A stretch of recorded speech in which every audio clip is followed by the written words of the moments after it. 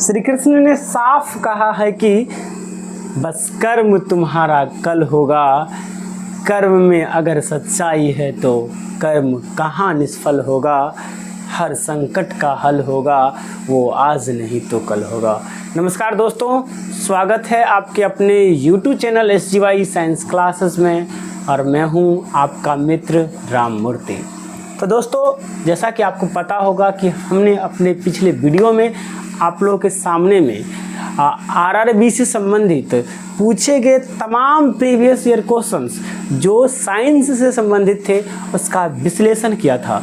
आज उसी सीरीज को हम लोग आगे की ओर कंटिन्यू करने जा रहे हैं और आज के इस वीडियो सीरीज में हम लोग रेलवे में पूछे गए सभी प्रीवियस ईयर क्वेश्चंस को डील करेंगे। और आज हमारा अपना टॉपिक होगा ऊर्जा, यानी आज जो हम लोग बातचीत करेंगे वो ऊर्जा से संबंधित होगा।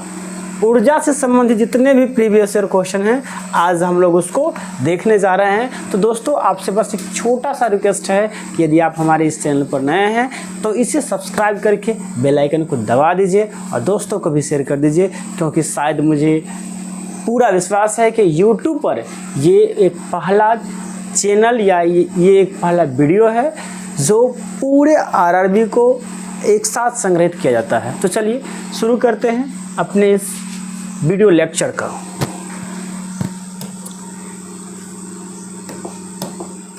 चलिए, जैसा कि आप देख सकते हैं यहाँ पर लिखा है ऊर्जा, जिसे अंग्रेजी में एनर्जी कहते हैं।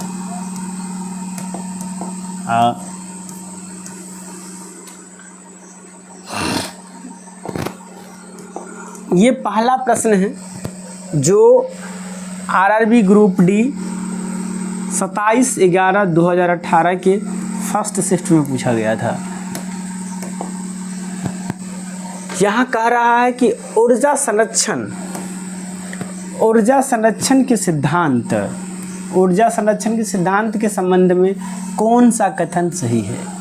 यानी ऊर्जा संरक्षण के सिद्धांत क्या कहता है। ऊर्जा संरक्षण सिद्धांत के अनुसार ये जो 4 स्टेटमेंट दिए गए हैं इनमें से कौन सा स्टेटमेंट सही है। तो चलिए पढ़ते हैं इस स्टेटमेंट को। तो इसमें कहा गया है कि पहला स्टेटमेंट है ऊर्जा का केवल निर्माण किया जा सकता है। दूसरा स्टेटमेंट है ऊर्जा को केवल नष्ट किया जा सकता है। तीसरा स्टेटमेंट है ऊर्जा का निर्माण किया जाता है और इसे नष्ट भी किया जाता है। और चौथा स्टेटमेंट है ऊर्जा का ना तो निर्माण किया जाता है और न ही इसे नष्ट किया जाता है। तो आप सबसे पहले कमेंट बॉक्स में बतलाइए कि इसका सही आंसर क्या है। चलिए, तो अगर हम इसके सही आंसर की ओर जाएंगे तो इसका सही आंसर हो जाएगा अपना क्या, D is the right answer. आप ऊर्जा संरक्षण के सिद्धांत के बारे में जब पढ़े होंगे तो वहाँ ये बात स्पष्टता साफ साफ बतलाया गया है कि ऊर्जा को आप न तो निर्माण कर सकते हैं न इसे नष्ट कर सकते हैं, बल्कि इसे एक रूप से दूसरे रूप में रूपांतरित कर सकते हैं। और इस प्रकार से अपना आंसर क्या हो जाता है, डी अपना आंसर हो जाता है। ये गलत है, ये गलत है और ये गलत है। चलिए आगे की ओर चलते हैं। देखिए यहाँ सही दिया गया है, क्या है यहाँ पर, डी आंसर सही है। कहता है कि ऊर्जा संरक्षण के सिद्धांत के अनुसार ऊर्जा न तो उत्पन्न की जा सकती है और न ही नष्ट की जा सकती है। यह केवल एक रूप से दूसरे रूप में परिवर्तित की जा सकती है। ऊर्जा को आप न तो निर्माण कर सकते हैं और न ही इसे नष्ट कर सकते हैं, सिर्फ आप इसे एक रूप से दूसरे रूप में बदल सकते हैं। जैसे कि यहाँ पर लाइट लगी हुई है, तो लाइट किससे चलता है, विद्युत ऊर्जा से। ये लाइट का काम होता है कि ये विद्युत ऊर्जा को प्रकाश ऊर्जा में बदल दिया। अब इसका मतलब ये नहीं हो गया कि विद्युत ऊर्जा नष्ट हो गया, नहीं, विद्युत ऊर्जा प्रकाश ऊर्जा में परिवर्तित हो गया। इधर पंखा चल रहा है तो इसका मतलब है ये पंखा जो है इसमें क्या लगा हुआ है, मोटर लगा हुआ है। अब ये मोटर का काम क्या है, ये विद्युत ऊर्जा को यांत्रिक ऊर्जा में बदल दे रहा है। इसका मतलब ये नहीं कि विद्युत ऊर्जा खत्म हो गया, विद्युत ऊर्जा का रूपांतरण हुआ। चलिए अगले प्रश्न की ओर चलते हैं और ये रहा अपना अगला प्रश्न। ये ग्रुप डी 11/10/2018 के फर्स्ट शिफ्ट में पूछा गया है। कह रहा है कि ऊर्जा ना तो उत्पन्न की जा सकती है और न ही नष्ट की जा सकती है, लेकिन इसे एक रूप से दूसरे रूप में परिवर्तित की जा सकती है। इसे डैश कहा जाता है। अभी जस्ट हमने पढ़ा है, क्या इसे सतत ऊर्जा नियम कहा जाता है? क्या इसे ऊर्जा संरक्षण का नियम कहा जाता है? क्या उसे एंट्रोपी का सिद्धांत नियम कहा जाता है? क्या इसे द्रव्यमान संरक्षण का सिद्धांत कहा जाता है? तो जी नहीं, द्रव्यमान संरक्षण के सिद्धांत द्रव्यमान से संबंधित है ना, सतत ऊर्जा का नियम नहीं, इसे कहा जाता है ऊर्जा संरक्षण का सिद्धांत। अभी जस्ट हमने पढ़ा है, ये किसका स्टेटमेंट है? ये है ऊर्जा संरक्षण के सिद्धांत। किसका? ये ऊर्जा संरक्षण के सिद्धांत के अनुसार ऊर्जा को आप न तो उत्पन्न कर सकते हैं न ही नष्ट कर सकते हैं, बल्कि इसे एक रूप से दूसरे रूप में रूपांतरित कर सकते हैं। और यही बात तो यहाँ लिखा गया है, इसलिए इसका सही आंसर क्या हो जाएगा? D is the right answer. आगे की ओर चलते हैं। यहाँ पर उसी बात को कहा गया है। देखिए यहाँ पर कहा गया है कि ऊर्जा एक संरक्षित राशि है। ऊर्जा को न तो नष्ट किया जा सकता है और न ही उत्पन्न किया जा सकता है। इसे केवल एक रूप से दूसरे रूप में परिवर्तित किया जा सकता है। इसे ही ऊर्जा संरक्षण का सिद्धांत कहते हैं। इसे क्या कहते हैं? ऊर्जा संरक्षण का सिद्धांत कहते हैं। आगे की ओर चलते हैं और देखिए इस प्रश्न को पढ़िए। कहता है कि यदि वायु प्रतिरोध को नगण्य माने तो मुक्त अवस्था से गिरते हुए पिंड की स्थितिज ऊर्जा और गतिज ऊर्जा का योग क्या होगा? कहता है कि मान कर चलिए कि निर्वात में है, जहाँ मतलब वायु है ही नहीं, वायु प्रतिरोध नहीं लगाता है, तब अगर हम किसी वस्तु को गिराते हैं, क्या करते हैं? किसी वस्तु को गिराते हैं, तब आप बताइए कि उस पिंड का जो स्थितिज ऊर्जा है और पिंड का जो गतिज ऊर्जा है उसका योग क्या होगा? क्या अनंत होगा?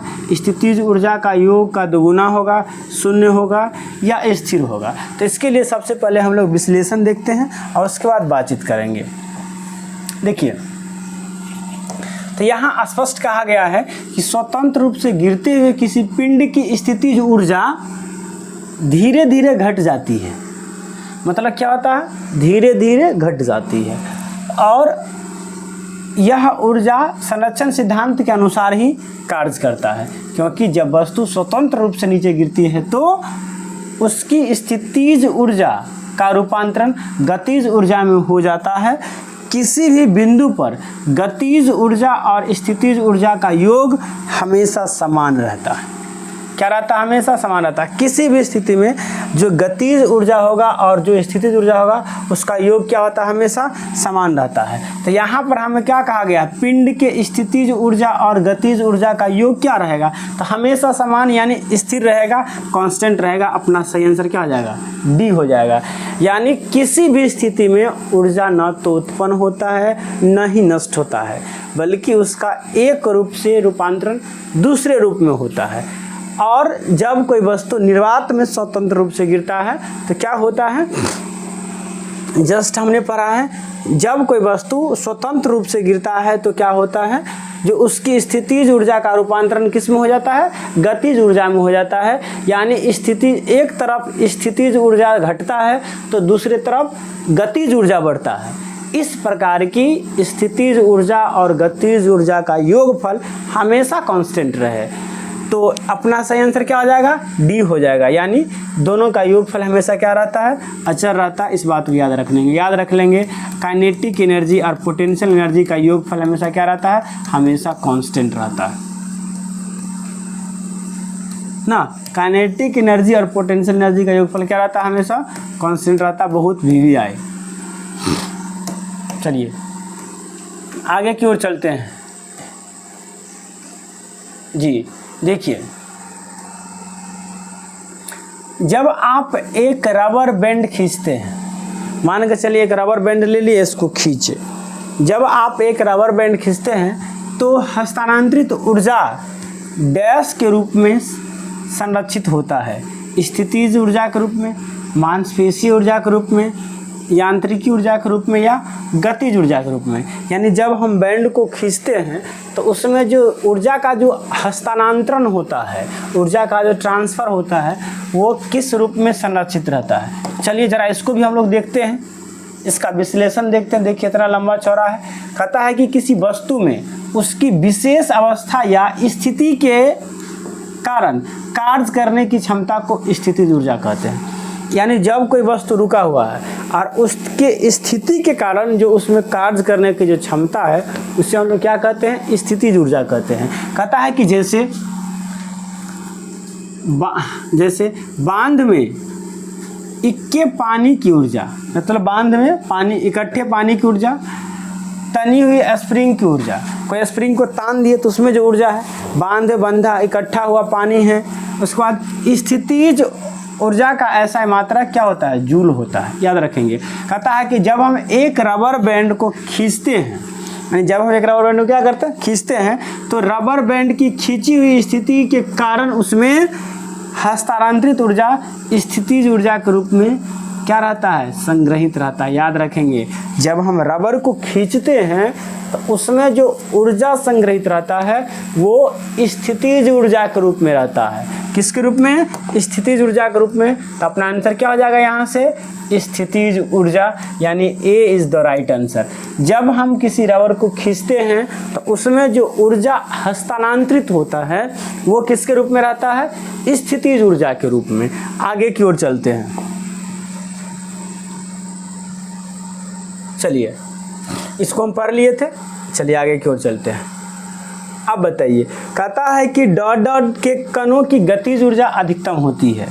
डॉट डॉट के कणों की गतिज ऊर्जा क्या होती है, अधिकतम होती है। सबसे पहले द्रव, ठोस, गैस या प्लाज्मा। अब देखिए, ठोस के कण की स्थितिज ऊर्जा ज़्यादा होती है, सबसे ज़्यादा स्थितिज ऊर्जा। एक मिनट, ठोस के कण की स्थितिज ऊर्जा मैक्सिमम होता है, तो ठोस नहीं आएगा। उससे कम स्थितिज ऊर्जा होता है द्रव के, उससे कम स्थितिज ऊर्जा होता है गैस के, और सबसे कम स्थितिज ऊर्जा किसका होता है, प्लाज्मा के। और प्लाज्मा स्टेट में अगर स्थितिज ऊर्जा कम है, इसका मतलब गतिज ऊर्जा सबसे ज़्यादा है। देखते हैं खैर इसका विश्लेषण। देखिए यहाँ पर वही बात कहा गया है। क्या कहा गया है यहाँ देखिए, गैस के कण की गतिज ऊर्जा अधिकतम होती है क्योंकि इनके कण ठोस व द्रव के कणों की अपेक्षा अधिक गतिशील होता है, और ठोस के कण की गतिज ऊर्जा न्यूनतम होती है। ठोस के कण की गतिज ऊर्जा न्यूनतम होती है। गैस के कण की गतिज ऊर्जा सबसे ज़्यादा होता है। और हमसे पूछा क्या गया है गतिज ऊर्जा के बारे में, तो इसका सही आंसर क्या हो जाएगा, डी हो जाएगा इसका सही आंसर। यानी गैस के कण की गतिज ऊर्जा सबसे ज़्यादा होता है और ठोस के कण की गतिज ऊर्जा सबसे कम होता है। अगर इसके जस्ट रिवर्स बात करें स्थितिज ऊर्जा के बारे में, तो गैस के कण के स्थितिज ऊर्जा न्यूनतम होते हैं और ठोस के कण के स्थितिज ऊर्जा क्या होते हैं, मैक्सिमम होते हैं। इसी बात को तो अपना आंसर क्या आ जाएगा, यानी ये D is the right answer हो जाएगा। चलिए आगे की ओर चलते हैं और ये बहुत अच्छा प्रश्न है। कहता है कि डैश में कणों की गतिज ऊर्जा अधिकतम होती है। बस भाषा को बदल दिया गया, द्रव और ठोस में जी नहीं, द्रव और ठोस में गतिज ऊर्जा न्यूनतम होती है। मैक्सिमम क्या होती है, तो स्थितिज ऊर्जा। ठोस में जी नहीं, द्रव में जी नहीं, क्या आ जाएगा, गैस में। किस में, गैस में। याद रखेंगे, अगर स्थितिज ऊर्जा की बात की जाए, एक मिनट, अगर स्थितिज ऊर्जा की बात की जाए तो सबसे ज़्यादा होता है ठोस में, उससे कम होता है द्रव में और सबसे कम होता है गैस में। लेकिन अगर गतिज ऊर्जा के बारे में बात की जाए, गतिज ऊर्जा, तो ये सबसे जस्ट रिवर्स होता है, ये रिवर्स हो जाता है। सबसे ज़्यादा होता है गैस में, उससे कम होता है द्रव में और सबसे कम होता है ठोस में। इस बात को याद रखेंगे स्थितिज और गतिज ऊर्जा के सेंस में, इस बात को याद रखेंगे, ये अपने आप में इम्पोर्टेंट बन जाता है। समझे बात को? चलिए आगे की ओर चलते हैं हम लोग। जी देखिए, ये बहुत अच्छा प्रश्न है। प्रश्न कह रहा है कि एक घर में एक माह में 900 गुने 10 के पावर 6 जूल ऊर्जा खपत हुई, तो इकाई में यह कितना ऊर्जा खपत हुआ। अब जूल की बात किया गया है, कहता है कि एक घर में एक महीना में 900 गुने 10 के पावर 6, 900 गुने 10 के पावर 6 जूल ऊर्जा ख़त्म कर दिया। तब कहता है कि बताइए इकाई में इसका ऊर्जा क्या ख़त्म हुआ। तो पहले समझ लेते हैं कि इकाई का संबंध क्या होता है, इसको ज़रा पढ़ लेते हैं। तो देखिए यहाँ दिया गया है इकाई मतलब यूनिट में। तो देखिए एक इकाई यानी एक इकाई का मतलब होता है 1 kWh, यानी 1000 वाट का कोई यंत्र, 1000 वाट का कोई यंत्र अगर 1 घंटा काम करता है, कितना घंटा? 1 घंटा काम करता है, तो उसके द्वारा जो ऊर्जा लगा वो हो जाएगा 1 किलोवाट आवर, 1 किलोवाट आवर, और वो 1 यूनिट के बराबर होगा। अब यूनिट में और जूल में क्या संबंध है? तो 1 यूनिट बराबर 1 इकाई बराबर होता है 3.6 गुने 10 के पावर 6 जूल, 10 के पावर 6 जूल होता है। तो अब जरा बात को समझिए यहाँ पर।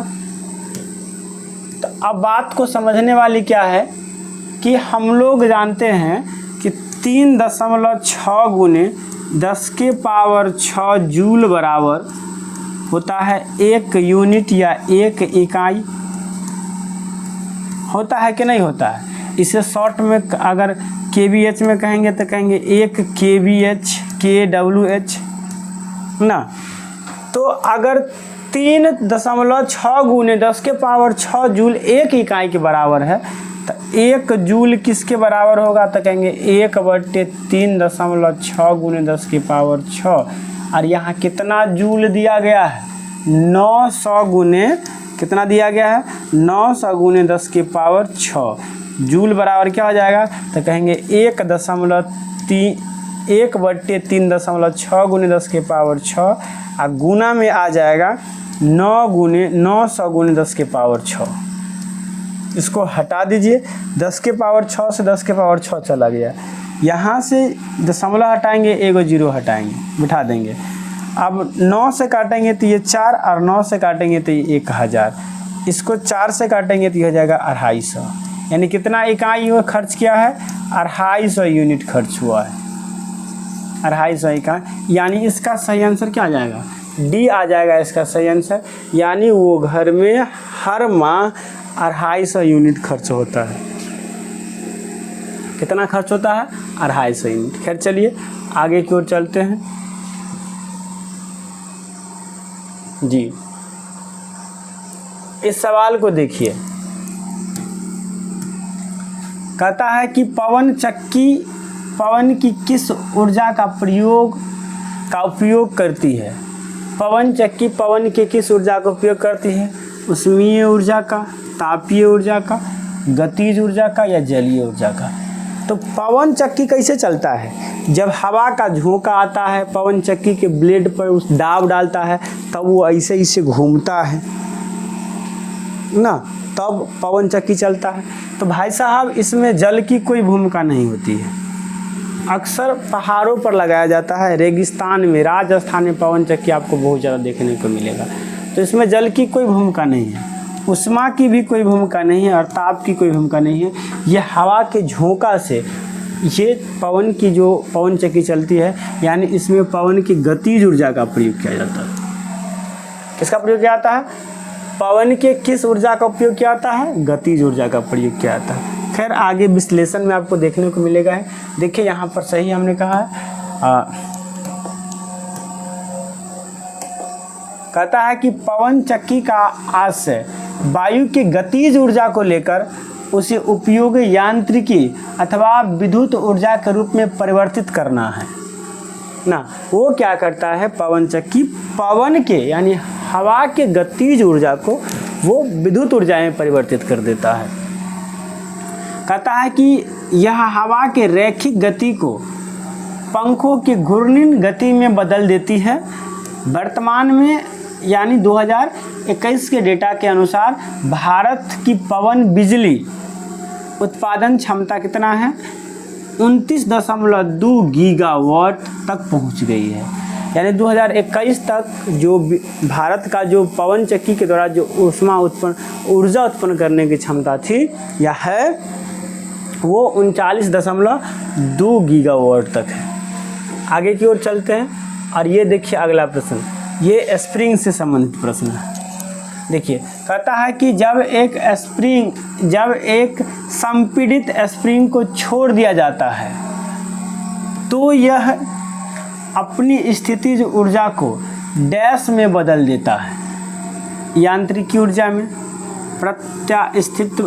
प्रत्यास्थ स्थितिज ऊर्जा में, पवन ऊर्जा में या गतिज ऊर्जा में। तो भाई साहब यहाँ स्प्रिंग का पवन से कोई संबंध नहीं है, यांत्रिकी से कोई संबंध नहीं है, ये प्रत्यास्थ होता है यानी अपने पहले की ओर आता है, यानी इसका सही आंसर सी होना चाहिए। खैर हम लोग डिस्कशन देख लेते हैं।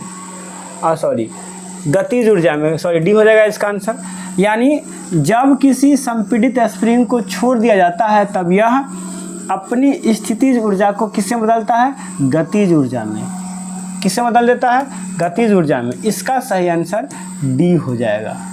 क्या हो जाएगा, डी हो जाएगा इसका सही आंसर।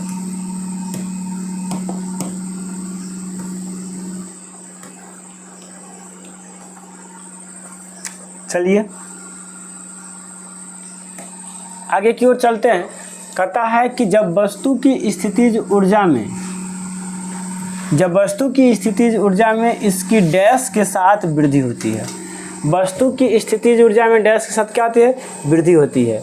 वेग के साथ, विस्थापन के साथ, ऊंचाई के साथ या दूरी के साथ। देखिए स्थितिज ऊर्जा बराबर आखिर क्या होता, क्या सो पहले समझिए। स्थितिज ऊर्जा पोटेंशियल एनर्जी का फॉर्मूला क्या होता है सो बताइए। पोटेंशियल एनर्जी का फॉर्मूला क्या है, सब आदमी को पता होगा, mgh, जहाँ h क्या है, पृथ्वी की सतह से वस्तु की ऊंचाई। तो क्या हो जाएगा, किसके साथ ही वृद्धि करेगा, h के साथ वृद्धि करेगा। यानी इसका सही आंसर बी हो जाएगा, जो कि यहाँ दिखाई दिया गया है। कहता है कि एक वस्तु की स्थितिज ऊर्जा में इसके ऊंचाई के साथ वृद्धि होती है। किसके साथ, ऊंचाई के साथ वृद्धि होती है। यानी इसका सही आंसर जो है वो क्या हो जाएगा, बी हो जाएगा। सही आंसर क्या हो जाएगा, बी हो जाएगा। एक वस्तु के स्थितिज ऊर्जा में परिवर्तन वृद्धि किसके वृद्धि के साथ होता है, तो ऊंचाई के साथ होता है। चलिए आगे की ओर चलते हैं और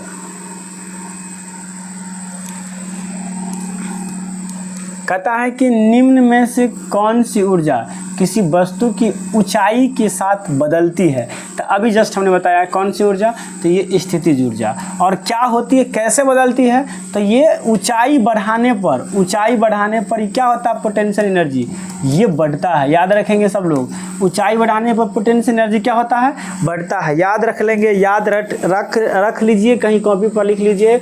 ऊंचाई बढ़ाने पर वस्तु का स्थितिज ऊर्जा क्या होता है, बढ़ता है। ऊंचाई बढ़ाने पर वस्तु की स्थितिज ऊर्जा बढ़ता है। आगे की ओर चलते हैं, वही बात लिखा गया, बदलती है। चलिए तो दोस्तों कैसा लगा आपको हमारा वीडियो, कमेंट करके बताइएगा। वीडियो देखने के लिए आपको बहुत बहुत धन्यवाद। अगर अच्छा लगा है तो लाइक तो बनता है, और यदि आप हमारे चैनल पर नए हैं तो इसे सब्सक्राइब करके बेल आइकन को दबा दीजिए और दोस्तों को भी शेयर कर दीजिए। मिलते हैं नेक्स्ट वीडियो के साथ। आज के लिए इतना ही। जय हिंद, जय भारत।